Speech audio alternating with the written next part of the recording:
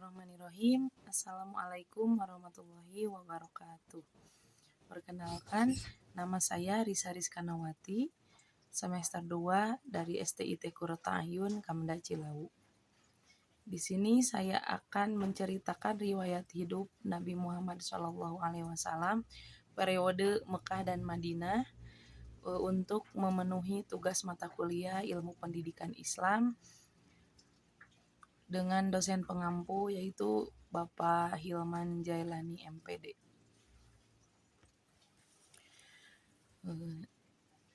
Nabi Muhammad SAW adalah seorang nabi dan rasul terakhir yang diutus oleh Allah Subhanahu wa taala untuk menyempurnakan akhlak manusia dan membawa rahmat bagi seluruh alam. Kisah ini dimulai di kota Mekah pada tahun 571 Masehi yang dikenal sebagai Tahun Gajah. Pada saat itu, tepat pada hari Senin tanggal 12 Rabiul Awal, lahirlah seorang bayi yang kelak akan mengubah sejarah dunia. Bayi tersebut adalah Muhammad bin Abdullah. Ayahnya bernama Abdullah bin Abdul Muthalib yang telah wafat sebelum beliau lahir. 6 tahun kemudian, ibunya yang bernama Siti Aminah binti Wahab juga meninggal dunia. Nabi Muhammad kecil kemudian diasuh oleh kakeknya, yaitu Abdul Muthalib. Namun, ketika berusia 8 tahun, sang kakek juga wafat. Setelah itu, beliau diasuh oleh pamannya, yaitu Abu Thalib. Sejak kecil, Nabi Muhammad dikenal sebagai anak yang jujur, sopan, dan suka menolong. Beliau sering membantu pamannya mengembalakan kambing. Saat remaja dan dewasa, beliau bekerja sebagai pedagang. Karena kejujuran dan amanahnya, masyarakat Mekah memberi gelar untuk beliau yaitu Al-Amin, yang berarti orang yang dapat dipercaya. Kemudian, pada usia 25 tahun, Nabi Muhammad menikah dengan seorang wanita mulia bernama Siti Khadijah binti Khuwailid. Siti Khadijah adalah seorang saudagar yang kaya dan terhormat. Kehidupan rumah tangga mereka dipenuhi kasih sayang dan saling mendukung.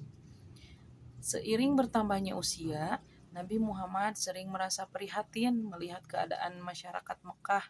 Banyak orang yang menyembah berhala, melakukan penindasan, berjudi, dan hidup dalam kemaksiatan. Karena itu, beliau sering mengasingkan diri untuk beribadah dan merenung di Gua Hira. Hingga pada suatu malam di bulan Ramadan, tepatnya tanggal 17 Ramadan, saat usia beliau 40 tahun, datanglah malaikat Jibril membawa wahyu pertama dari Allah Subhanahu wa taala. Malaikat Jibril berkata, "Iqra", yang artinya bacalah. Wahyu pertama yang diterima Nabi adalah surat Al-Alaq ayat 1 sampai 5. Sejak saat itu, Nabi Muhammad diangkat menjadi Rasulullah, utusan Allah bagi seluruh umat manusia. Pada awalnya, Nabi Muhammad SAW berdakwah secara diam-diam. Orang pertama yang memeluk Islam adalah Siti Khadijah tentunya, karena orang-orang terdekatnya.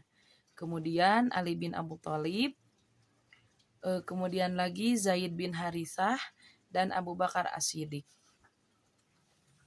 Setelah 3 tahun berdakwah secara sembunyi-sembunyi, Allah memerintahkan beliau untuk menyampaikan Islam secara terbuka.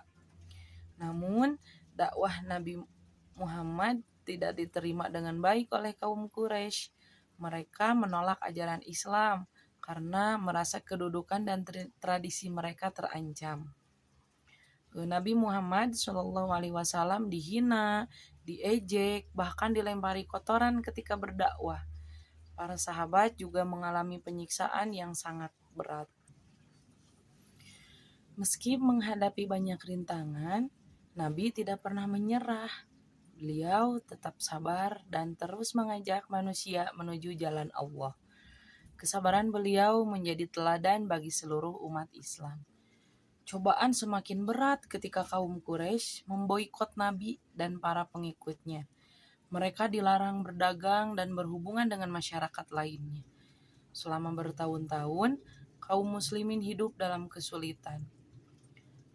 Tidak lama setelah masa pemboikotan berakhir, Nabi Muhammad SAW kehilangan dua orang yang sangat dicintainya, yaitu Siti Khadijah dan pamannya Abu Thalib.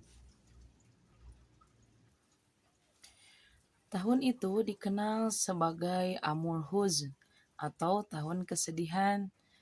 Di tengah kesedihan tersebut, Allah Subhanahu wa taala memberikan penghiburan melalui peristiwa Isra Mi'raj.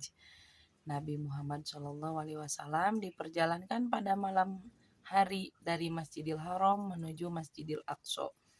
Kemudian naik ke langit untuk menerima perintah salat 5 waktu.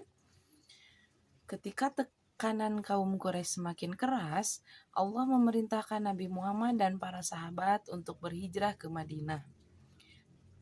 Peristiwa hijrah ini menjadi titik awal perkembangan Islam yang lebih luas. Setibanya di Madinah, Nabi Muhammad disambut dengan penuh kegembiraan.